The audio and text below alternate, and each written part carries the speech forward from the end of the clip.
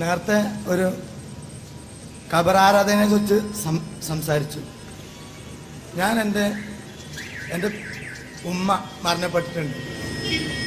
അപ്പോൾ ഞാൻ മയ്യത്ത് നിസ്കരിക്കുന്നു. എൻ്റെ ഉമ്മാനെ ഞാൻ മുൻപ് വെച്ച് മയ്യത്ത് നിസ്കരിക്കുമ്പോൾ ഇത് ഖബറാരാധന പോലെ ആവൂല. മരണപ്പെട്ട് കഴിഞ്ഞാൽ ഈ മനുഷ്യനുമായിട്ടുള്ള ബന്ധം വിച്ഛേദിച്ചു. എന്നാൽ മഞ്ഞക്കുളം മക്ബറയിൽ പോയി ഞാൻ സിയാറത്ത് ചെയ്യുമ്പോൾ എങ്ങനെ ഇത് തമ്മിൽ വ്യത്യാസം വരിക? ഞാൻ കുറച്ച് വിശ്വസിക്കുന്നു അല്ലാഹു തആല അല്ലാതെ മറ്റൊരു ആരാധനയില്ല എന്ന് വിശ്വസിച്ചിരിക്കെ ഞാൻ മഞ്ഞക്കുളത്ത് പോയി സിയാറത്ത് ചെയ്യുമ്പോൾ അതും എൻ്റെ ഉമ്മ മരണപ്പെട്ടതിന് ശേഷം ഞാൻ അവിടെ പോയി ഞാൻ ഉമ്മാക്ക് വേണ്ടി മയ്യത്ത് നിസ്കരിക്കും. എന്താ തമ്മിലുള്ള വ്യത്യാസം? ഇത് ഖബറാരാധന ആവുകയില്ല എന്നാണ് ഞാൻ മനസ്സിലാക്കുന്നത്. അതിന് അതിൽ തക്കമായൊരു മറുപടി പറഞ്ഞു. ബഹുമാനപ്പെട്ട സഹോദരൻ അബ്ദുൽ ഹമീദ് സാഹിബിന്റെ ചോദ്യം തീർച്ചയായും മുസ്ലിം സമൂഹത്തിൽ സ്വാഭാവികമായി ഈ കാര്യങ്ങൾ പറയുമ്പോൾ ഉണ്ടാകാൻ സാധ്യതയുള്ള ചോദ്യമാണ്. അദ്ദേഹത്തിന്റെ അനുഭവത്തിൽ നിന്ന് തന്നെ അദ്ദേഹം പറയുന്നു, മരണപ്പെട്ടു പോയ മാതാവ് മരിച്ചുപോയി, എന്നിട്ട് അതിന് മുന്നിൽ വെച്ചുകൊണ്ട് നമ്മൾ നമസ്കരിക്കുന്നു. അപ്പൊ അതും ഏതെങ്കിലും ഒരു ഖബറിന്റെ മുന്നിൽ വെച്ച് പ്രാർത്ഥിക്കുന്നു തമ്മിൽ എന്താ വ്യത്യാസം? വളരെ പ്രസക്തമാണ് ചോദ്യം, പഠിക്കേണ്ടതാണ് വിഷയം. ഇവിടെ മരണപ്പെട്ടു പോയ മാതാവിന്റെ മൃതശരീരം മയ്യത്ത് മുന്നിൽ വെച്ച് പ്രാർത്ഥിക്കേണ്ടത് അനിവാര്യമാണ്. ആ പ്രാർത്ഥന ആരോടാണ്? സൃഷ്ടാവായ തമ്പുരാനോടാണ്. പടച്ചവനെ എൻ്റെ മാതാവിന് പുറത്തു കൊടുക്കണമേ, പടച്ചവനെ എൻ്റെ മാതാവിൻ്റെ ആ മരണാനന്തര ജീവിതം സുഖകരമാക്കി തീർക്കണമേ, ഖബറിലെ ശിക്ഷയിൽ നിന്ന് അവർക്ക് സമാധാനം നൽകണമേ. പ്രാർത്ഥിക്കുന്നത് പടച്ചവനോടാണ്. പ്രാർത്ഥന മാതാവിനോടാകുമ്പോഴാണ് കുഴപ്പമുണ്ടാകുന്നത് എന്നാണ് ഞാൻ നേരത്തെ പറഞ്ഞത്. തീർച്ചയായും ഇവിടെ പറഞ്ഞതുപോലെ, നേരത്തെ സൂചിപ്പിച്ചതുപോലെ, ബഹുമാന്യനായ സഹോദരൻ പറഞ്ഞതുപോലെ, ഏത് ഖബറിടത്തിലാണെങ്കിലും ആ ഖബറിടത്തിൽ പോയി ഖബറിടത്തിൽ മറമാടപ്പെട്ട അയാളെക്കുറിച്ച് അയാൾ വിശ്വാസിയായിരുന്നു എന്ന് ബോധ്യമുണ്ടെങ്കിൽ അയാളുടെ മരണാനന്തര ജീവിതത്തിലെ രക്ഷയ്ക്ക് വേണ്ടി, അയാളുടെ ഗുണങ്ങൾക്ക് വേണ്ടി, അദ്ദേഹത്തിൻ്റെ മരണാനന്തര ജീവിതത്തിലെ ശാശ്വതമായ സ്വർഗപ്രവേശത്തിന് വേണ്ടി നമുക്ക് പ്രാർത്ഥിക്കേണ്ടതാണ്. പ്രാർത്ഥിക്കൽ നമ്മുടെ ആ ഖബറിടത്തെ സന്ദർശിക്കുവാൻ അവസരം ഉണ്ടാകുന്നുവെങ്കിൽ പ്രാർത്ഥിക്കൽ നമ്മുടെ ബാധ്യതയുമാണ്. പക്ഷേ അത് ഖബറിടത്തോടുള്ള പ്രാർത്ഥനയാകുമ്പോൾ, ആ ഖബറിടത്തിൽ കിടക്കുന്നയാളോടുള്ള പ്രാർത്ഥനയാകുമ്പോൾ, അതാരായിരുന്നാലും, ഞാൻ ഏതെങ്കിലും സ്ഥലത്തെ ആളുകളെ കുറിച്ച് പറയാൻ ഉദ്ദേശിക്കുന്നില്ല, അതൊരു ഗുണകരമായ ചർച്ചക്കല്ലല്ലോ വഴിവെക്കുക. ഒരു വൈകാരികമല്ലാതെ നാം ആലോചിച്ച് നോക്കുക. ആരാണെങ്കിലും അവരോടുള്ള പ്രാർത്ഥനയാകുമ്പോൾ അത് മറ്റൊരു വശമാണ്. സട്ടാവ് മാത്രമാണ് ആരാധ്യം എന്ന് പറയുമ്പോൾ ഇസ്ലാമിന്റെ ഏറ്റവും വലിയ സവിശേഷത ഏതാണ്? ഇസ്ലാം ലോകത്തിന്റെ മുന്നിൽ വെക്കുന്ന ഏറ്റവും വലിയ സവിശേഷത, ഇസ്ലാം സട്ടാവ് മാത്രമാണ്. നിങ്ങളെ പടച്ച തമ്പുരാനെ മാത്രം ആരാധിക്കുക എന്ന,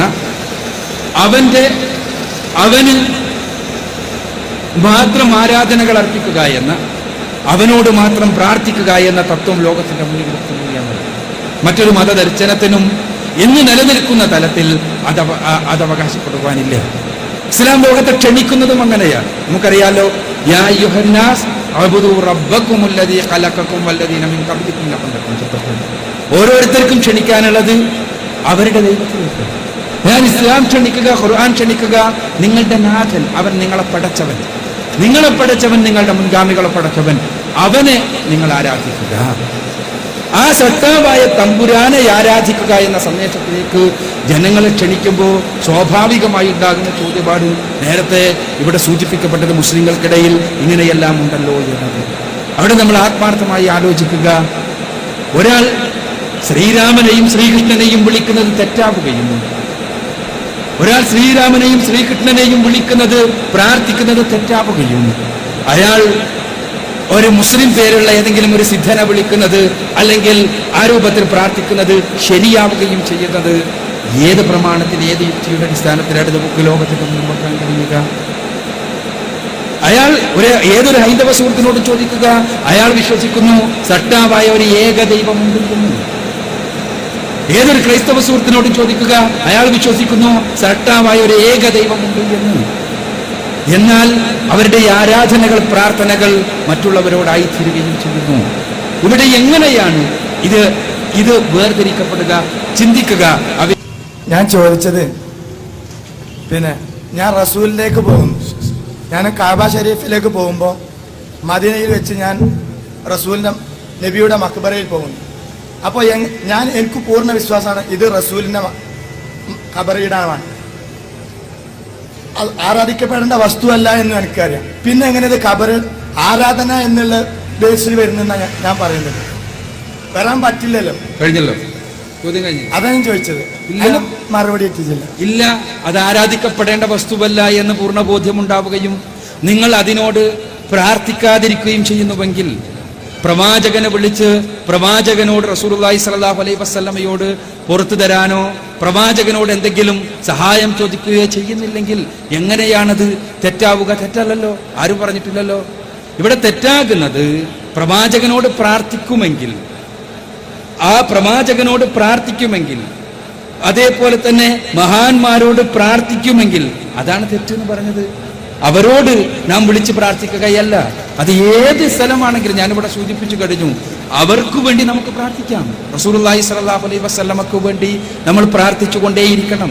പ്രവാചകന്റെ പേര് കേൾക്കുമ്പോൾ പ്രവാചകന് വേണ്ടി പ്രാർത്ഥിക്കാനാണ് പഠിപ്പിച്ചത്. സ്വല്ലല്ലാഹു അലൈഹി വസല്ലം എന്ന് പറഞ്ഞാൽ റസൂലുള്ളാഹിക്കുള്ള പ്രാർത്ഥനയാണ്. നമസ്കാരത്തിൽ നമ്മൾ ചൊല്ലിക്കൊണ്ടിരിക്കുന്ന സ്വലാത്ത് പ്രവാചകനുള്ള പ്രാർത്ഥനയാണ്, അല്ലേ?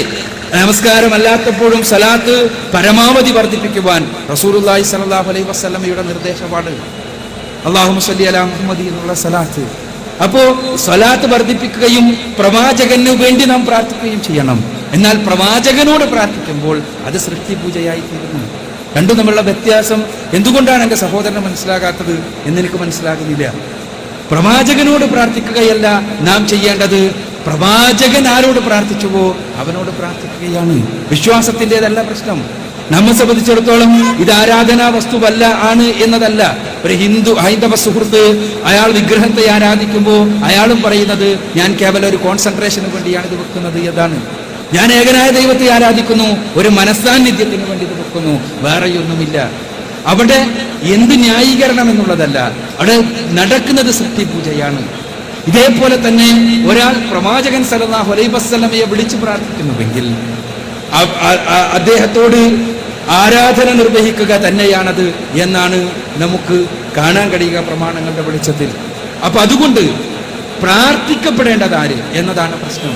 അത് ഇസ്ലാം പറയുന്നു സട്ടാവായ തമ്പുരാൻ, നമ്മുടെ ഹൃദയത്തിന്റെ പ്രയാസങ്ങൾ അറിയാവുന്ന തമ്പുരാൻ. റസൂലുള്ളാഹി സ്വല്ലല്ലാഹു അലൈഹി വസല്ലം ആരോട് പ്രാർത്ഥിച്ചു? പ്രവാചകന്മാരെല്ലാം ആരോട് പ്രാർത്ഥിച്ചു? പരിശുദ്ധ ഖുർആൻ എടുത്ത് പരിശോധിക്കുക, ഒരുപാട് പ്രാർത്ഥനകൾ പ്രവാചകന്മാർ ആദം നബി അലൈഹി സ്വലാത്തു വസ്സലാം മുതൽ മുഹമ്മദ് മുസ്തഫ സല്ലല്ലാഹു അലൈഹി വസല്ലമ വരെ നടത്തിയ നിരവധി അനവധി പ്രാർത്ഥനകൾ. റസൂലുള്ളാഹി സ്വല്ലല്ലാഹു അലൈഹി വസല്ലമ നമുക്ക് ഉണരുമ്പോൾ മുതൽ ഉറങ്ങാൻ പോകുമ്പോൾ വരെ ഉള്ള പ്രാർത്ഥനകൾ പഠിപ്പിച്ചല്ലോ. നമുക്ക് എല്ലാവർക്കും അറിയാവുന്ന ഒരുപാട് പ്രാർത്ഥനകൾ. ആ പ്രാർത്ഥനകളെല്ലാം ആരോടാണ്? സട്ടാവായ തമ്പുരാനോട്, അല്ലേ? ഏതെങ്കിലും ഒരു പ്രാർത്ഥന ഏതെങ്കിലും ഒരു പ്രവാചകനോട്, ഏതെങ്കിലും ഒരു മലക്കിനോട്, ഏതെങ്കിലും ഒരു പുണ്യപുരുഷനോട് ഇല്ല. പഠിപ്പിക്കപ്പെട്ട പ്രാർത്ഥനകളെ പരിശോധിക്കുക. അപ്പോ ചുരുക്കത്തിൽ ഇസ്ലാമിന് ലോകത്തിന്റെ മുന്നിൽ അവതരിപ്പിക്കുവാനുള്ള ഏറ്റവും പ്രധാനപ്പെട്ട തത്വം അതാണ്. നിങ്ങൾ പരിശോധിച്ചു നോക്കുക. പരിശുദ്ധ ഖുർആന്റെ ബഹുമാനനായ ജ്യേഷ്ഠ സഹോദരൻ അബ്ദുൽ ഹമീദ് സാഹിബിനോട് കാണുന്നതാണ്. പരിശുദ്ധ ഖുർആനിലെ പ്രാർത്ഥനകളൊന്ന് പരിശോധിച്ചു നോക്കിക്കൂടെ? പിന്നെ എന്തിന് നമുക്ക് സൃഷ്ടിയോട് പ്രാർത്ഥിക്കണം? നമുക്ക് ആലോചിച്ചുകൂടെ? നമ്മെ അറിയാവുന്ന, നമ്മുടെ ഹൃദയം അറിയാവുന്ന, നമ്മുടെ മനസ്സറിയാവുന്ന, നമുക്ക് നന്മ മാത്രം ചെയ്യുന്ന, നമ്മെ കൃത്യമായി അറിയാവുന്ന സട്ടാവായ തമ്പുരാൻ ഏത് സമയത്തും പ്രാർത്ഥിക്കൂ, എന്നോട് പ്രാർത്ഥിക്കൂ, ഞാൻ നിങ്ങൾക്ക് ഉത്തരം നൽകാം എന്ന് പറയുന്ന സട്ടാവായ തമ്പുരാൻ, നമ്മളോട് കാരുണ്യമുള്ള, കാരുണ്യമൂർത്തിയായ, നമ്മെ ഏറ്റവും അധികം സ്നേഹിക്കുന്ന, നമ്മേക്കാൾ അധികം സ്നേഹിക്കുന്ന കാരുണ്യവാനായ തമ്പുരാൻ, ഉറങ്ങാത്ത, മരിക്കാത്ത, കഴിവുകൾ നശിക്കാത്ത നമ്മുടെ കാരുണ്യവാനായ തമ്പുരാൻ, സട്ടാവായ തമ്പുരാൻ പ്രവാചകന്മാർ മുഴുവനും പ്രയാസങ്ങളുണ്ടായപ്പോൾ അവന്റെ അടുത്തേക്ക് കൈകൾ നീട്ടിയ സട്ടാവായ തമ്പുരാൻ. നമുക്കറിയാലോ, ബദർ രണാങ്കണത്തിൽ റസൂലുള്ളാഹി സ്വല്ലല്ലാഹു അലൈഹി വസല്ലമ ഏറ്റവും അധികം പ്രയാസം അനുഭവപ്പെട്ട സന്ദർഭത്തിൽ 313 പേർ ഏതാനും ചില ആയുധങ്ങളുമായി 1000-ലധികം സർവായുധ വിഭൂഷിതരായ ആളുകൾ എതിരിൽ നിൽക്കുന്ന സമയത്ത് റസൂലുള്ളാഹി കൈകൾ ഉയർത്തിയത് പടച്ച തമ്പുരാനെ, പടച്ചവനെ നീ സഹായിക്കണം. അവിടെ സഹായം അഭ്യർത്ഥിച്ചതാരോട്, പ്രാർത്ഥിച്ചതാരോട്?